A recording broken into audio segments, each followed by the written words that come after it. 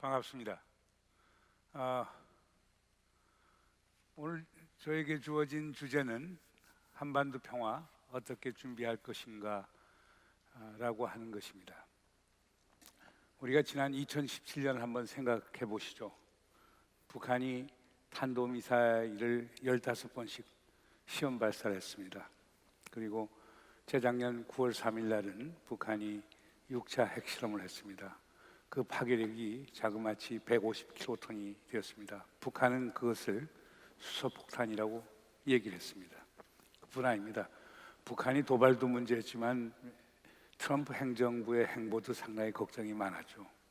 당시 미국에서는 북한에 대해서 예방전쟁을 해야 된다, 선제 타격을 해야 된다, 또는 코피 전략을 해서 북한으로 하여금 전의를 상실해서 대화에 나오도록 해야 된다. 다양한 얘기들이 있었습니다. 우리가 당시 우려했던 것은 단순히 북한이 군사적 도발 또는 핵미사일 실험뿐이 아니었습니다. 미국이 군사적 행동을 했었을 때 그것이 가져올 파급 효과는 너무나 컸었기 때문입니다. 게다가 우리 정부가 이제 사드 배치를 이제 허용하니까 중국이 우리에 대해서 이제 경제적 제재를 가하기도 했습니다. 이런 전반적 상황 속에서 2017년 상당히 어려운 한 해였습니다. 한강이라는 작가는 뉴욕 타임스에 칼럼을 써서 미국이 전쟁을 얘기할 때마다 우리는 몸서리친다라고 하는 그런 얘기를 했었습니다. 그러다가 2018년에 이제 반전이 왔죠.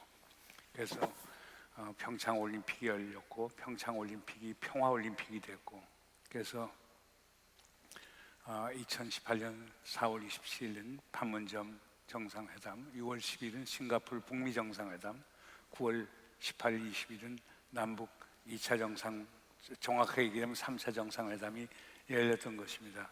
그 일련의 과정에서 우리가 느꼈던 것들은 평화가 얼마나 소중한가 하는 것입니다. 평화를 사람들은 많이 얘기를 하죠. 그런데 평화가 무엇이냐? 평화에는 두 가지 개념이 있습니다. 하나는 소극적 평화라는 개념이 있고 다른 하나는 적극적 평화라는 개념이 있습니다. 소극적 평화라고 하는 것은 전쟁을 막는 겁니다. 군사적 억지력을 갖고 동맹을 강화해서 전쟁이 발발을 막는, 그래서 불안정한 평화를 관리하는 방안을 소극적 평화라고 얘기합니다. 반면에 적극적 평화라고 하는 것은 전쟁의 구조적 원인을 없앰으로써 우리 모두가 안심해서 살 수 있고 공동의 번영을 누릴 수 있고 정의를 구가할 수 있는 이러한 항구적인 평화를 우리가 적극적 평화를 얘기합니다. 이런 평화를 얻는 방법 또는 관리하는 방법은 세 가지 길이 있습니다. 하나는 소위 평화를 지키는 거죠. 피스키핑이라고 하는 겁니다. 그게 우리가 말하는 군사적 억지와 동맹을 통해서 전쟁 발발을 막는, 그래서 우리 안보를 지키는 것을 피스키핑이라고 보통 얘기를 합니다. 두 번째는 피스메이킹이라고 하는 게 있습니다.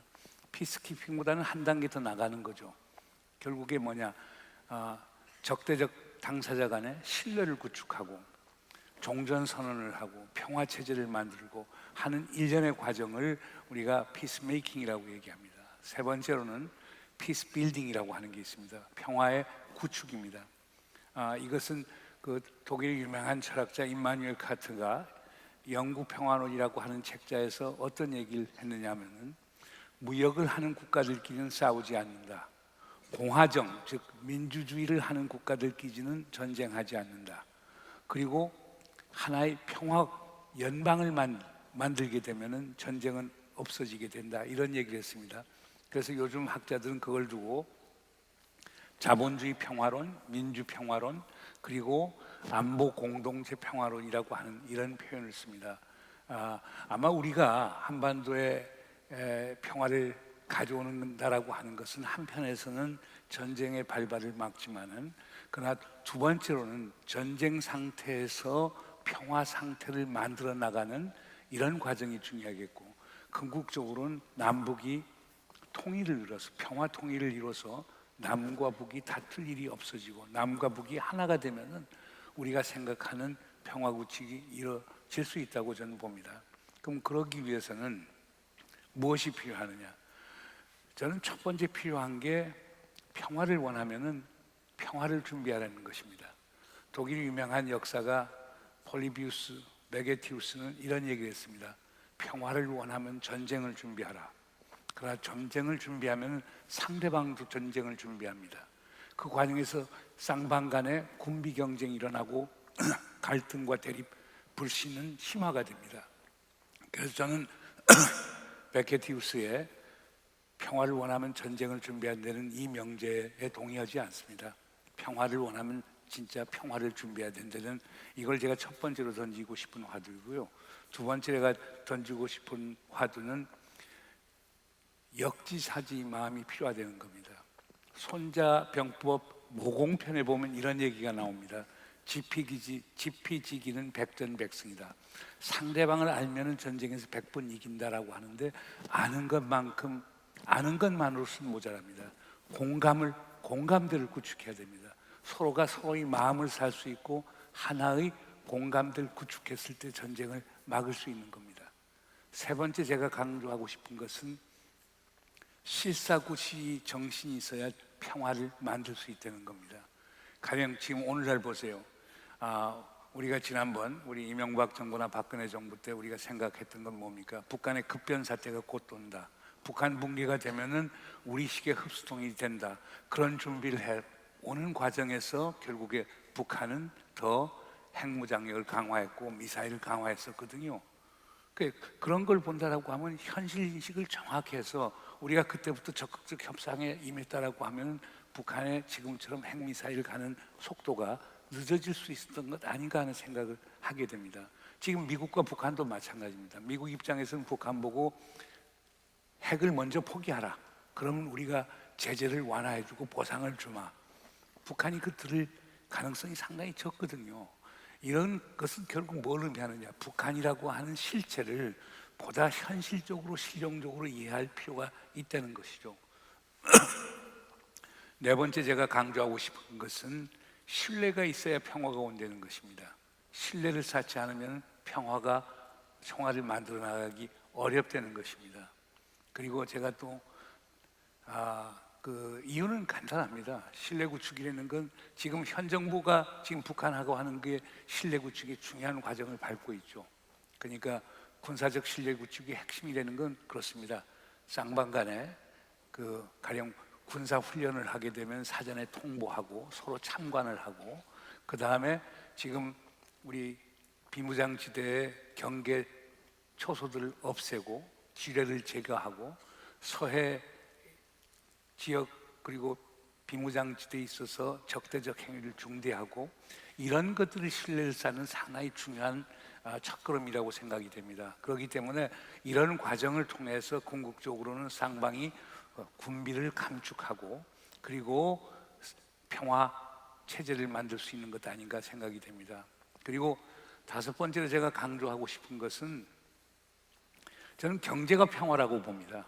현 정부에서 지금 얘기하는 게 한반도 신경제 지도라는 걸 만들어서 남북한 간에 철도 공동체를 만들고 에너지 공동체를 만들고 경제 공동체를 만든다라고 했는데, 저는 이런 것들이 평화를 만드는 상당히 중요한 지름길이라고 생각이 됩니다. 경제가 하나가 된다고 생각해 보세요. 그럼 사람과 물자가 자유롭게 오갈 수 있는 상태, 그걸 우리가 사실상의 통일이라고 하는데, 그런 상태가 온다라고 하면 저는 전쟁할 일이 저는 없다고 봅니다. 그렇기 때문에 저는 경제가 상당히 중요한 평화에 이르는 길이라고 저는 강조하고 싶습니다. 그리고 여섯 번째로 강조하고 싶은 것은 상상이 저는 평화를 가져온다고 봅니다. 우리가 소위 동해선을 타고 트랜스사이베리아 철도를 타고 시베리아 횡단 철도를 타고 우리가 경인선을 타고 단동을 건너서 심양을 거쳐서 북경으로 가서 울란바토를 거쳐서 그 중국 횡단 철도를 통해서 유럽으로 간다는 생각을 한번 해보세요. 상상을 가졌을 때 우리가 평화로 가는 동력이 저는 생긴다고 생각이 됩니다. 우리가 과거 분단, 대립, 6.25 그 아픔, 그런 거에 대한 집단 기억을 갖고 과거에 대한 집착을 많이 했을 때 평화로 가는 길은 상당히 어렵다고 저는 보아집니다. 그렇기 때문에 저는 상상이라고 하는 것이 평화를 가져오는 상당히 중요한 지름길이라고 저는 생각이 됩니다. 그리고 저는 마지막으로 강조하고 싶은 것은 평화라고 하는 것은 상식과 순리라고 저는 봅니다. 전쟁을 하지 말아야 된다는 것은 저는 우리에게 주어진 지상 명제라고 봅니다. 그럼 평화를 이루는 것은 지극히 상식적인 것이고 역사의 순리라고 봅니다. 그렇기 때문에 지금 우리 삶이 좀 이상합니다. 평화를 얘기하면 어떤 분들은 저 사람 너무 이상주의적이다. 저런 이상주의가 우리의 안보를 해칠 수 있다고 생각하는데 저는 그렇게 보지는 않습니다. 물론 안보는 기본입니다. 그러나 안보에 천착하게 되다 보면은 우리는 영구적인 안보 딜레마에 빠지게 됩니다. 평화로 갈 수가 없습니다. 평화로 가기 위해서는 결국 우리의 마음을 열어야 되고, 그리고 우리 모두가 생각하는 상식의 기준, 그리고 역사의 흐름을 따르는 순리에 따라서 나아가는 것이 평화를 만드는 길이 아닌가 생각이 됩니다. 저는 현실적으로 이렇게 본다라고 하면은 사람들은 그렇게 얘기합니다. 평화는 파랑새 같은 것 아니냐. 그 영어로 일루시브하다고 얘기하죠. 잡힐 듯 그러나 잡히지 않는 게 평화라고 생각하는데 저는 그거에 사실 동의하지는 않습니다. 왜냐하면 평화라고 하는 것은 우리가 얼마든지 만들어 나갈 수 있다고 생각이 됩니다. 아마 지금 현 단계에서 지금 한국 맥락에서 지금 제일 어려운 건 이런 게 있습니다. 지금 우리 대통령께서는 그러십니다. 통일 이전에 평화가 있어야 된다. 저는 동의합니다. 평화 없는 통일이라고 하는 것은 허구에 지나지 않는다고 생각됩니다. 생각해 보세요. 전쟁을 통해서 통일을 얻는다. 우리가 얻을 게 뭐가 있을 것인가요?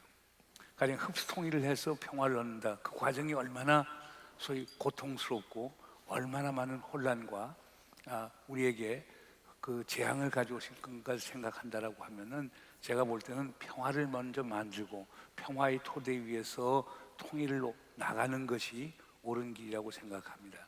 근데 지금 평화를 만들려고 하면 지금 제일 큰 문제가 북한 핵 문제가 가장 큰 문제겠죠. 핵 문제를 해결하지 않으면은 평화로 나가기가 상당히 어렵습니다.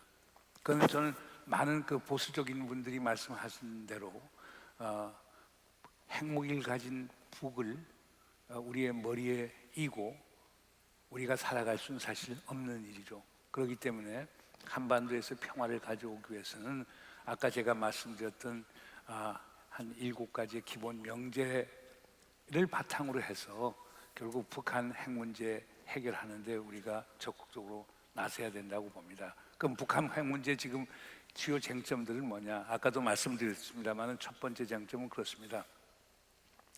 기본적으로 미국은 기본적으로 북한 보고 먼저 핵을 폐기하라. 그러면 우리가 제재 완화시켜주고 보상을 주겠다는 건데 북한 입장에서는 우리가 미국 당신을 어떻게 믿느냐? 그러니까 동시 교환을 하자. 행동 대 행동 원칙에 의해서 동시 교환을 하자는 거예요. 그래서 진전을 못 보고 있는데 좀 우리 정부가 지금 얘기하는 건 그거죠. 만약 북한이 영변 핵시설을 검증 가능하게 영구 폐기한다라고 하면은 그것은 비핵화로 가는 중요한 징표가 되기 때문에 그 단계부터는 부분적 제재를 완화해 줄 수 있는 것 아니냐라고 하는 건데 아마 2월 하순경에 제2차 북미 정상회담이 열리게 되면 이런 문제가 다룰 수 있다고 봅니다.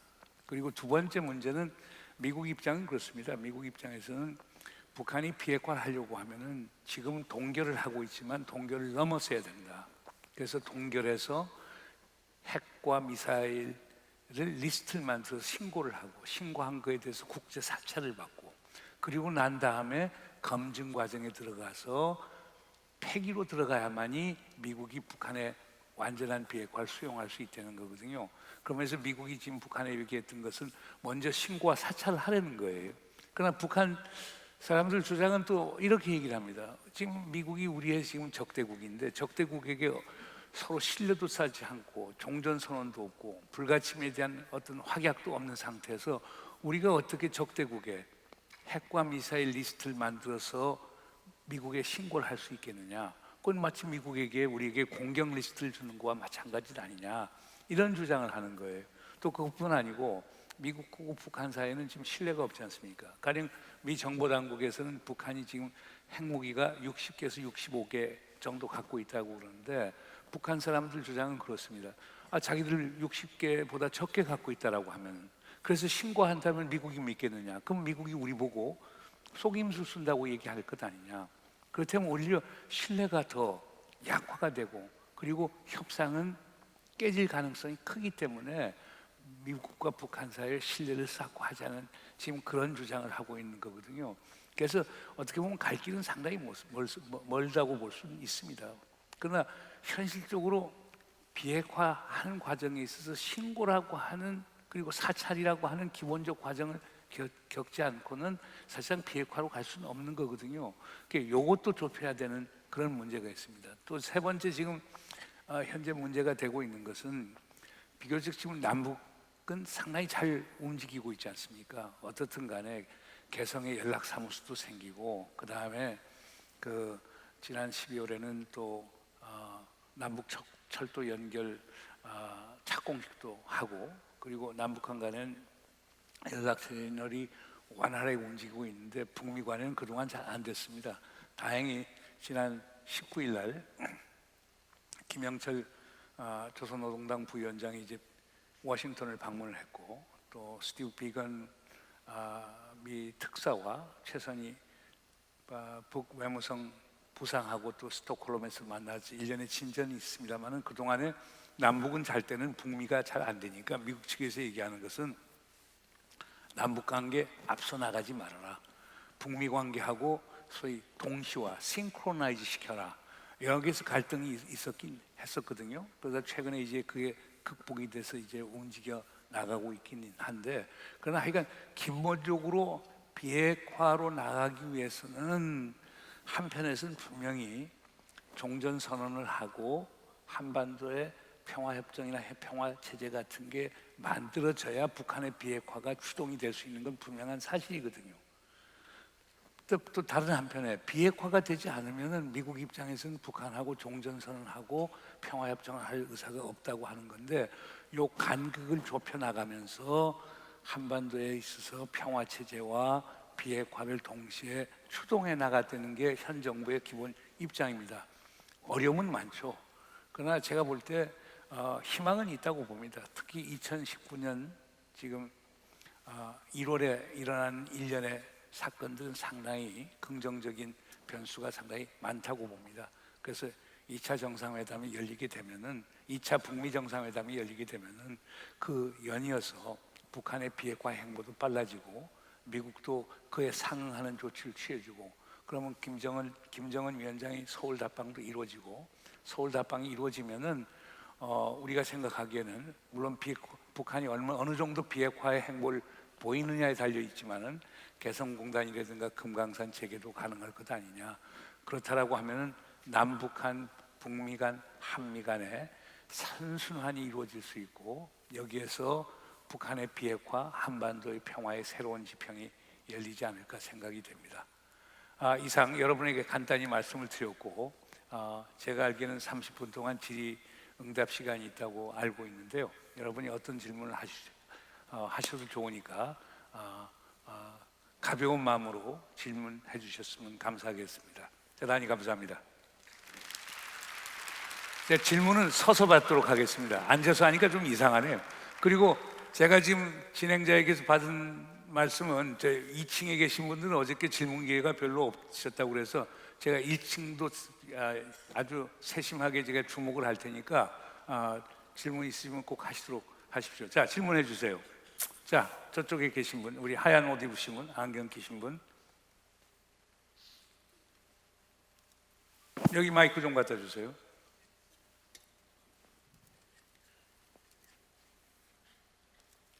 강연 내용 잘 들었습니다. 근데 통일에 대해서 말씀을 하시는데 저희 학생들은 책이나 그런 걸 받긴 하는데 제대로 통일에 대해서 딱히 교육을 크게 받지를 못하겠거든요. 그래서 통일에 대한 교육 방향은 어떻게 되면 좋겠는지 의견을 묻고 싶습니다. 좋은 질문입니다. 사실 통일이라고 하는 개념은요, 뭐 남과 북 사이에 다 통일의 개념이 달라요. 그래서 상당히 혼동이 많았었죠.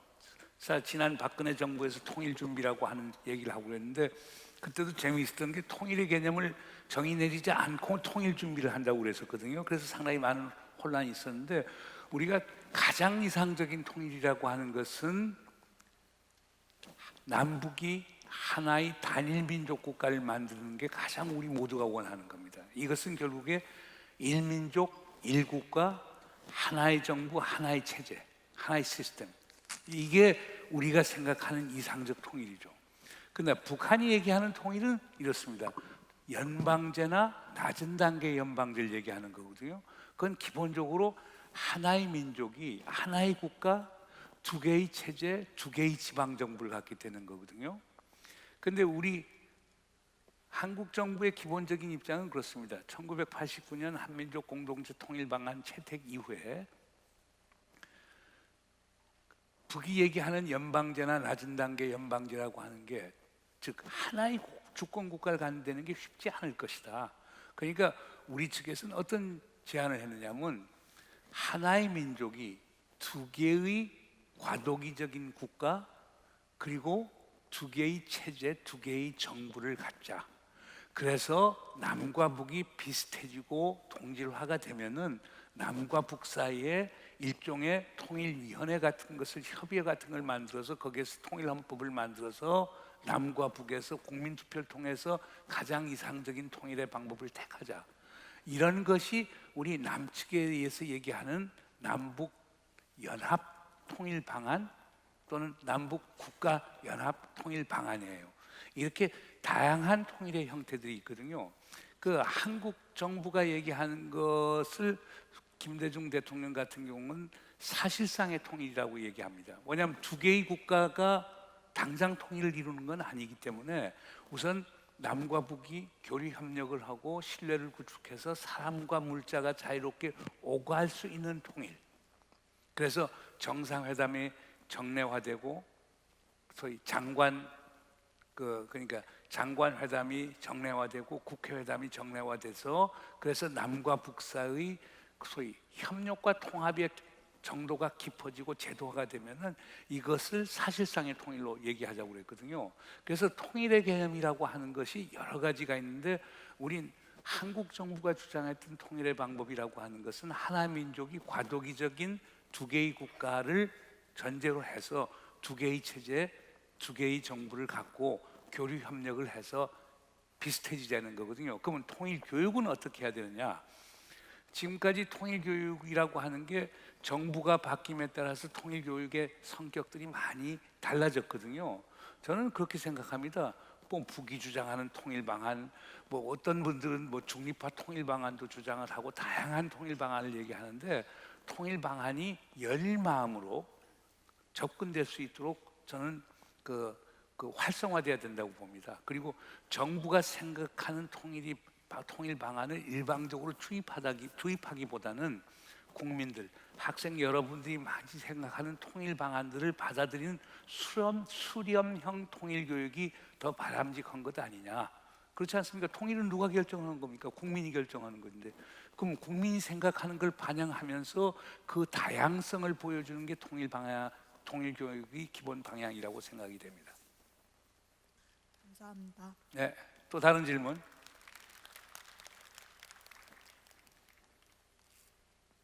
이 앞쪽에. 예.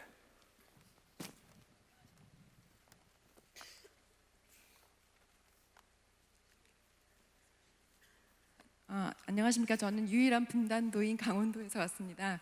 통일 평화교육에 관심이 있고요.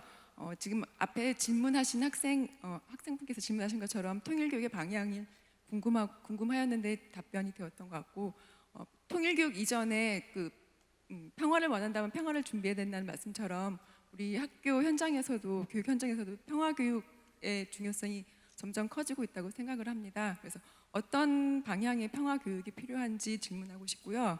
또 한 가지는 남북 교류가 활성화되면서 다양한 분야에서 교류가 진행되고 있는데, 교육 분야에서의 남북 교육 교류는 어떻게 진행될 가능성이 있는지, 어떤 분야가 가장 적당하고 또 쉽게 접근할 수 있는 방향인지 궁금하고, 마지막 한 가지는 이제 DMZ가 있습니다, 강원도에는. 그래서 그 DMZ에 우리 청소년들의 상상을 조금 더하면 어떨까라는 고민을 하고 있는데, 이렇게 생각하고 계신 그런 제안들, 예시들 한번 들어보고 싶습니다. 아주 좋은 질문이십니다.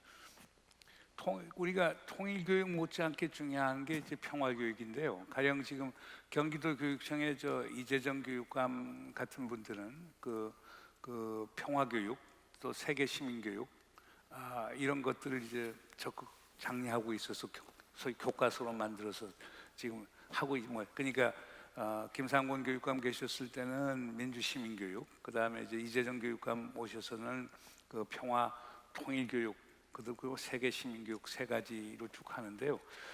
저는 평화 교육이라고 하는 걸 어떻게 봐야 되느냐? 우리 한국에서는 평화를 얘기할 때 상당히 제도적 접근이 상당히 강합니다. 그러니까 종전선언을 어떻게 해야 되느냐, 휴전협정을 어떻게 하면 평화 협정 체제로 바꾸느냐, 평화 체제라고 하는 것은 어떻게 만들어야 되겠느냐, 그 과정에서 뭐 주한미군은 어떻게 해야 되느냐, 이런 얘기들을 많이 하는데요. 그러나 저는 평화교육을 얘기할 때는 유네스코 헌장을 우리가 생각해 볼 필요가 있다고 봅니다. 유네스코 헌장에 보면 이렇게 되거든요. 전쟁은 어디서 생기는가? 인간의 마음에서 생긴다고 봤거든요. 그러니까 인간의 마음 속에서 전쟁을 생각하지 않으면 전쟁은 일어나지 않을 수 있다고 보는 거거든요. 바로 그런 이유 때문에 유네스코가 평화교육을 강조하는 게 우리의 인성교육, 우리 젊은이들이 평화에 대한 인식을 어떻게 할 것이냐, 평화에 대한 지평을 어떻게 가질 것이냐, 이걸 많이 강조하거든요. 그래서 저는 평화에 대한 제도적 또는 정치적 전략적 접근보다는 평화에 대한 심리적, 인선적 접근이 상당히 필요한 것 아닌가 이렇게 생각이 됩니다. 그리고 세 번째 합쳐서 얘기하자면 그 DMZ 같은 경우는 지금 현 정부에서는 지금 그러니까 판문점 선언 2조에서 보면은 비무장지대를 평화지대로 만든다라고 했고요. 그 다음에 평양선언 1조에서 그것을 남북 군사 합의를 통해서 지금 실행 중에 있거든요. 그리고 지난 11월 1일부터 비무장지대 평화지대화가 지금 진행되고 있습니다.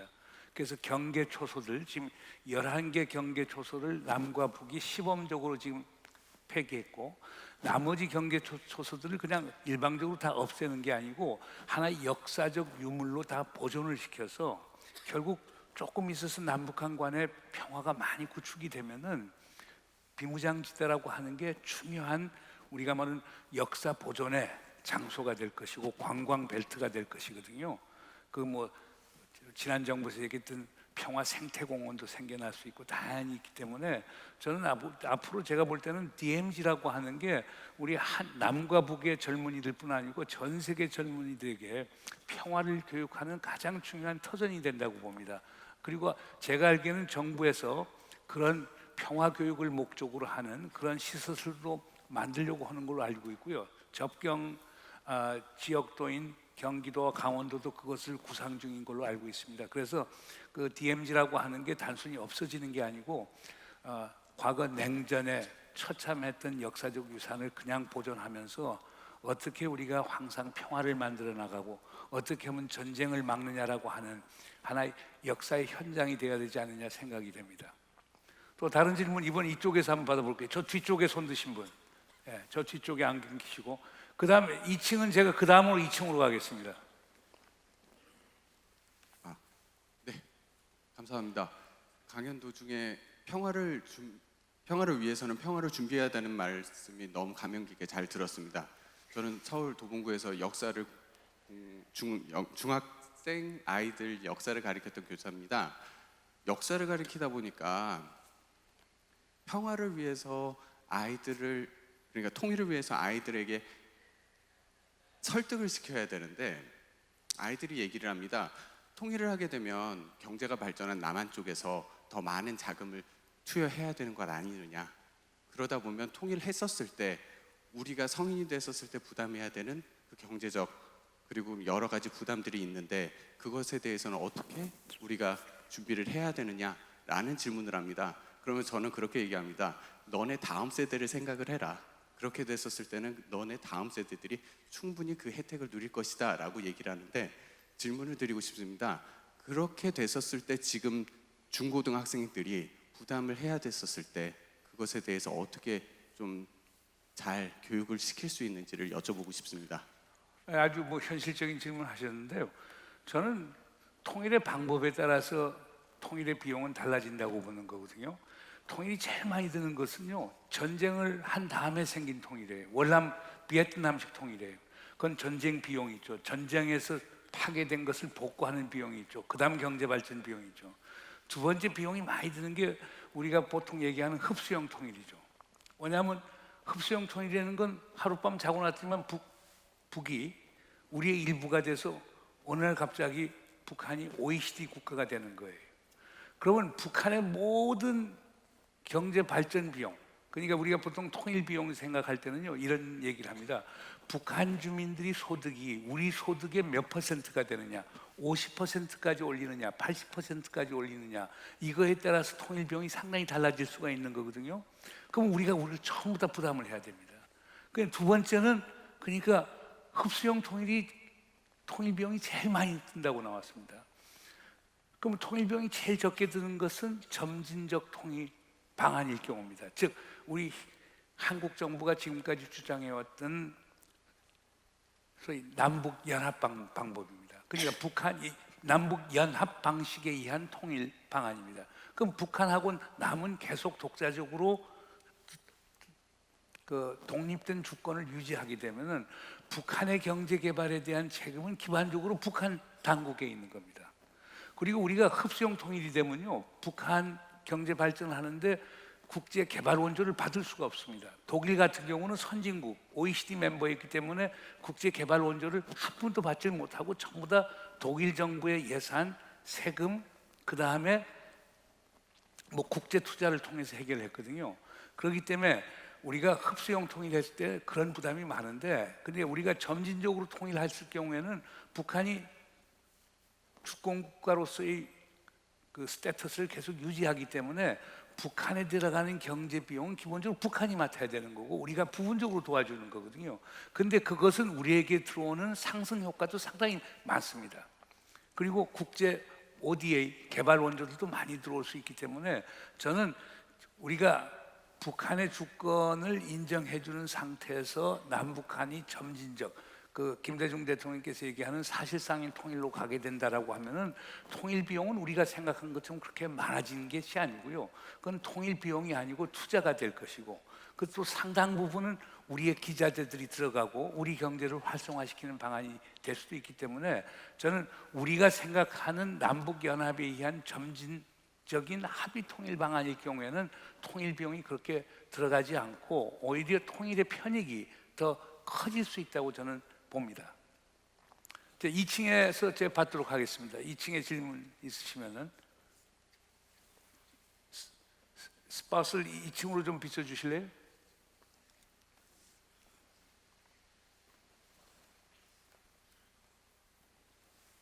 이 층이 잘 안 보이네. 2층 질문 있으시면 예, 저기 손 드셨네. 안녕하세요. 강의 잘 들었습니다. 저는 경기도 하남에서 온 진연교라고 합니다. 저희가 평화 통일을 준비하는 건 참 좋은데요. 항상 플랜 B도 있어야 되고 비관적인 최악의 상황도 상정을 해야 되잖아요. 특히 이제 저희 나라 주변에는 국내 우리들의 갈등을 국제 갈등으로 이렇게 전개시키는 탁월한 국가들이 있고요. 그래서 만약에 저희가 평화 통일 준비를 안 하고 지금 북한과 계속 그 적대적인 상황을 이어나간다면 저희가 시리아처럼 그렇게 미국이 개입을 하고 국제 분쟁화될 가능성이 있다고 여기저기서 많이 말들을 하시는데요. 선생님께서는 그런 가능성이 한 얼마나 정도 된다고 보시나요? 저희가 국제 분쟁의 장소가 될 수 있는 가능성, 만약에 문재인 대통령의 정부가 이 과업을 성공하지 못했을 때 나타날 수 있는 결과, 이것들을 좀 예상을 들어보고 싶습니다. 감사합니다. 아주 어려운 질문을 하셨는데요. 사실상 왜 우리나라가 분단이 됐습니까? 얄타 체제라는 것 때문에 분단이 되지 않았습니까? 제가 얼마 전에 카이로를 다녀왔습니다. 카이로 그 피라미드 바로 옆에 보면은 그 처칠, 뭐 루즈벨트, 스탈린이 와서 카이로 선, 장개석 이런 분들이 와서 카이로 선언하는 자리에 있습니다. 거기에서 보면은 그 전쟁이 끝나면은 우리 한반도를 자유롭고 독립된 국가로 만들어준다는 그게 있었는데요. 그 다음에 열렸던 얄타 회담에서 한반도의 사실상 영구 분단이 획득이 됐던 거죠. 그래서 북은 소비에트가 들어가고 남은 미국이 들어가는 시스템이 됐고 거기에서 분단이 됐고 그 분단 체제가 결국에 북한의 남침이라고 하는 6.25를 가져왔고 그러면서 우리 한반도는 강대국의 전략적 이해관계에서 움직여지는 아주 불행한 반도 지역으로 전락이 됐던 겁니다. 저는 그렇게 생각합니다. 그 한스 모겐토라고 하는 유명한 미국의 국제정치학자가 있습니다. 그분이 현실주의라고 하는 리얼리즘이라고 하는 국제정치 이론을 만든 분입니다. 그분 책에 보면은 세력균형의 대표적인 희생국가로 한반도를 듭니다. 그래서 지난 과거 2000년 동안 한반도는 강대국의 영향력에서 한 번도 벗어던 전직이 없다. 바로 그런 이유 때문에 또 한국의 많은 국제정치학자 또 평범한 사람들까지도 우리의 운명은 강대국이 결정하는 거야. 강대국. 그러니까 우리가 항상 보는 게 워싱턴하고 북경 모스크바 눈치만 보는 것 아니었습니까? 근데 저는 이제는 파라다임의 전환을 해야 된다고 봅니다. 물론 강대국의 세력균형이라든가 강대국의 전략적 이해관계가 우리에게 상당히 그 중요한 제약을 가할 수 있지만 그러한 제약이 우리 한반도의 운명을 일방적으로 결정할 거라고 저는 보지는 않습니다. 그건 우리의 능력과 우리 의지에 달려 있고 남과 북이 얼마나 협력하느냐에 달려 있다고 봅니다. 남과 북이 계속 분열하고 분단하고 대치하고 대립하면은 강대국 개입의 공간이 커지고 남과 북이 협력해서 나간다라고 하면은 그리고 우리 한민족의 미래를 생각한다면 강대국의 개입 공간은 그만큼 줄어진다고 봅니다. 아마 지금 문재인 대통령이 하려고 하는 것도 우리가 주도적으로 문제를 풀어나가게 되는 것도 바로 강대국의 개입의 공간을 줄여나가고 남북한 간의 협력을 통해서 한반도의 비핵화를 이루고 한반도의 평화를 이루려고 하는 것 아닌가 생각이 됩니다. 그래서 그런 거는 저는 강대국 결정론, 세력균형 결정론을 저는 강력히 반대하는 사람입니다. 아무리 강대국들이 국제 구조를 만든다고 하더라도 그 구조 속에서 우리 같은 나라들이 그 자율성을 행사할 수 있는 공간은 있다고 보기 때문에 우리의 노력에 달려 있다고 보고요. 그런 점에서 저는 남과 북이 잘 협력해서 나가면은 그러면 그렇지 않습니까? 제가 볼 때는 뭐 북미 관계도 좋아지고 한미 관계도 좋아지고 한중 관계 또 북중 관계도 좋아지고 남북 관계도 좋아지고 이런 양자 관계의 선순환이 이루어질 수 있다고 봅니다. 그래서 저는 강력히 보는 것은 지금까지 우리가 하나의 진실로 받아들였던 강대국 결정론 또는 세력 균형 결정론의 논리에서 저는 벗어나야 된다고 봅니다. 그리고 저는 그럴 수 있다고 보고요. 지금 돌아가는 걸 보면은 그렇지 않습니까? 한국 정부 역할 때문에 북미 관계가 어려웠을 때마다 그 교착 상태가 열리는 것도 우리 정부 역할 때문에 열리고 그러는 것이기 때문에 저는 우리가 노력을 하고 우리 국민이 전부 다 한 마음이 된다라고 하면은 절대 강대국에 의해서 일방적으로 휘둘리지는 않을 거라고 저는 생각합니다. 또 다른 질문 이쪽 그럼 1층 올까요? 저기 저 하얀 거 들고 막 흔드시는 분 계시네요. 예. 저쪽에 마이크 좀 갖다 주세요.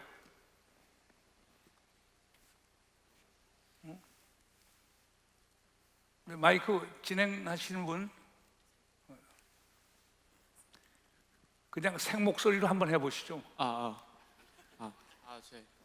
일단 선생님 강의 정말로 잘 들었고요. 가만히 있으시면 어느 쪽 일단 저 아래쪽 저쪽에 했는데 어느 쪽에서 지금 질문하시는 거죠?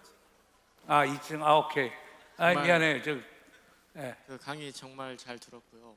선생님께서 말씀하셔 주신 대로 이제 저희 나라는 이제 흡수 통일보다는 이제 점진적 통일을 조금 말씀을 해주셨는데, 이제 점진적 통일을 하게 되면 이제 경제적인 부분에서는 다행히도 선생님이 말씀해 주신 것처럼 이제 좀 더 저희 나라도 이제 이득을 볼 수 있다고 말씀해 주셨는데, 이제 오히려 이제 민족성이나 그런 걸 따지게 되면은 이제 저희 나라 같은 경우 이제 분단된 지도 이제 벌써 60년이 되고 70년이 가까워지는데, 이렇게 생활 인식도 되게 많이 바뀌게 되고 생각 자체도 많이 바뀌게 되는데, 그런 점진적 통일을 통해서 저희가 어떻게 그런 격차를 줄여나갈 수 있을지 궁금하게 됩니다. 아주 그 이질성의 문제는 상당히 큰 거죠. 언어적 이질성부터 시작해서 생활 습관의 이질성부터 해서 또 우리 같은 상당히 열리고 자유로운 시스템, 또 북이라고 하는 건 상당히 경직되고 그 위계적 이런 또 성격도 갖고 있는데요. 그러나 제가 저 북측 사람들하고 많이 저는 이제 관계를 맺어왔던 사람인데요. 저는 그렇게 생각합니다. 이 정치적 제약이 없는 상태에서 딱 일주일만 같이 지내면 서로 다 비슷해진다고 생각합니다. 저는 언어의 힘이 역사적 공감대의 힘이라고 하는 게 저는 상당히 크다고 봅니다. 그렇기 때문에 우리가 지금 생각하는 정치적 속박에서들 서로가 벗어나지고 이념적 속박에서 벗어난다라고 하면은 일주일, 심지어 한 이틀만 있어도 서로가 같아질 수 있다고 생각이 됩니다. 언어적 이질성 큰 문제죠. 그건 어느 학자들이 해결해 나갈 문제지만은 해보면은 99%다 알아들어요. 한두 개 모르는 정도지. 그렇기 때문에 저는 남과 북의 주민들이 마음만 먹으면 이질성 극복은 저는 쉽게 이루어질 수 있다고 봅니다. 그래서 그것이 큰 장애가 된다고 보지는 않고요. 지금 우리의 하나됨을 막는 것은 정치적, 이념적 이 제약들이지, 사람과 사람이 마음과 마음 통하는 건 어느 누구도 쉽게 막을 수 없다고 저는 봅니다. 자, 아래쪽에 아까 그 크게 손들었 분, 자 여기 마이크 좀 더 갖다 주세요. 뒤쪽에. 그다음 이 앞쪽으로 한번 하시고. 그러면 끝나실 것 같네.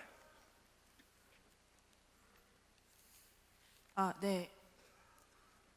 일단 저희 나라라고 자꾸 하시는 분들이 계셔서 저희 나라라고 낮춰볼 수가 없는 거기 때문에 우리나라라고 해주셨으면 좋겠고요. 네. 현재 한국인의 구성이 더 이상 단일민족이라고 할 수가 없는 상황인데, 아까 남한 쪽에 이상적인 통일이 단일민족 국가를 이루는 거라고 하셔서 아무래도 이 단일민족이라는 말 자체가 이민자나 또는 한국 국적을 가진 그 2세들에게 폭력적이지는 않은가 생각을 했고, 민족의 범위를 여기서 어떻게 정의하고 계시는지, 어떻게 또 그 외에 사람들을 포용할 계획이신지 궁금합니다. 아주 도발적이고 좋은 질문을 하시는데, 어려운 질문이신데, 우리가 이제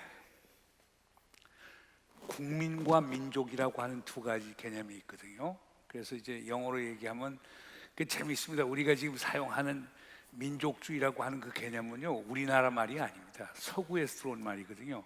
근데 민족이라고 하는 게 이제 영어로 네이션이라고 하는 건데, 네이션이라는 말을 우리로는 세 가지로 번역을 합니다. 하나는 네이션을 민족이라고 번역을 하고, 어떤 분들은 국가보안법 얘기할 때 National Security Act라고 얘기해서 그 네이션을 국가로 번역도 합니다.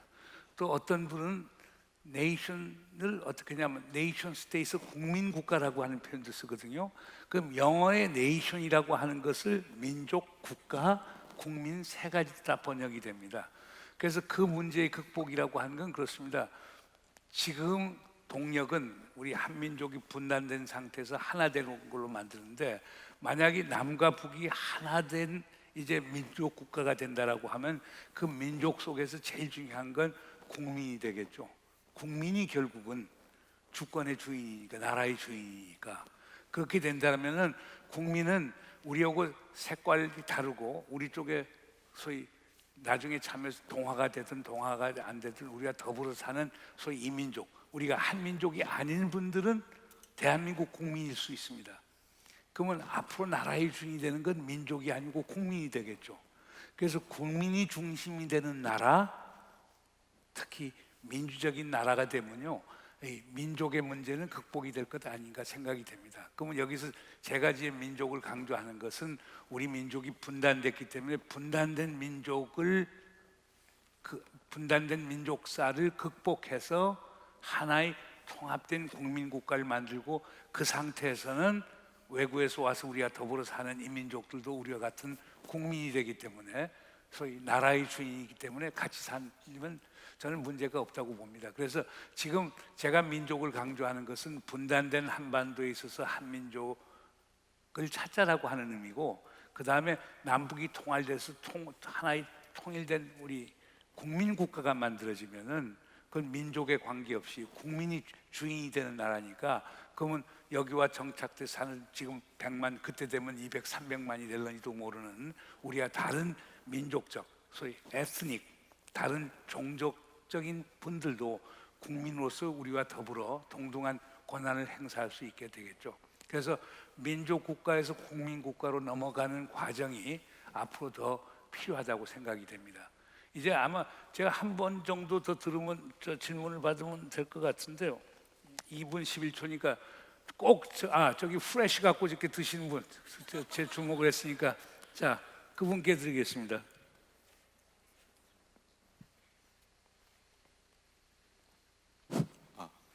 네, 안녕하십니까. 저 파주시 문산읍에서 신혼집을 차리고 여기 온 조원석이라고 합니다. 저희 집에서 그 임진각까지 한 10분이면 가는데요. 예상하시기에 이 평양까지 우리 일반인이 가는데 몇 년 정도 걸리실지 한번 여쭤보고 싶고요. 그리고 이 통일에 대한 어떤 정부가 가지고 있는 로드맵, 그리고 단계가 있다면 간략하게 몇 년씩 걸릴지 한번 듣고 싶습니다. 감사합니다. 그건 상당히 어려울 것 같은데요. 뭐냐면 그거는 뭐 두 정상의 정치적 결단에 따른 것이기도 한데요. 그러나 제가 볼 때는 북한 핵 문제가 조금 진전을 보이고, 그렇게 해서 남북 간 사이에 지금 종전선언 평화협정 체결하는 문제가 가속화가 되면은 그와 병행해서 남북한 교류 협력은 상당히 활성화가 될 거고요. 저는 지금 우리 2000년부터 가령 2001년 사이에 우리 남측에서 많은 분들이 북측에 갔거든요. 그 정도의 상황, 뭐 보다 구체적으로 말씀드리면 이렇게 말씀드리면 좋을 겁니다. 개성공단과 금강산이 재개되는 그 시점이 되면은 지금 우리 많은 분들도 평양뿐만 아니고 삼지연, 백두산까지 많이 갈 수 있지 않느냐. 그 시간을 얼마나 잡을 수 있는가, 그건 참 예측하긴 어렵습니다만은 금년에 잘 풀어지면은 내년에는 다 가실 수 있지 않은가 생각이 됩니다. 그래서 왜냐하면 저는 그렇게 지금 남북 정상 간의 기본적인 합의는 돼 있으니까요. 그러니까 지금 우리가 지금 이걸 지금 가령 금강산 같은 거 가동을 못 하는 게 유엔 안보리 제재 결의안 때문에 사실 그렇거든요. 북한이 이제 비핵화의 행보를 조금만 보이면은 우리가 미국을 설득할 수 있고, 그러면서 제재가 완화가 되면은 저는 금강산 갈 수 있고, 금강산 자유롭게 갈 수 있으면 그때 되면 뭐 삼지연 가는 것도 어려워지지 않을 것 아닌가 생각이 됩니다.